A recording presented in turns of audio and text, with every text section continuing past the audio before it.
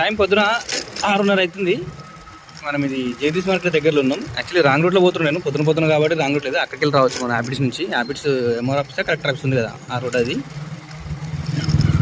అటు నుంచి వస్తే అటు నుంచి రావాలి. ఎట్లా కూడా మనం ఇప్పుడు పొద్దున కాబట్టి ఇట్లా వస్తుంది ఇదంతా. ఇటు నుంచి స్టార్ట్ తెలుసుగా జగదీష్ మార్కెట్. మొబైల్స్ రిపేర్లో ఏమంటారు తోప్. మొబైల్ కానీ ల్యాప్టాప్స్ కానీ ట్యాబ్స్ కానీ ఏమైనా కానీ రచ్చ ఇచ్చేస్తారు.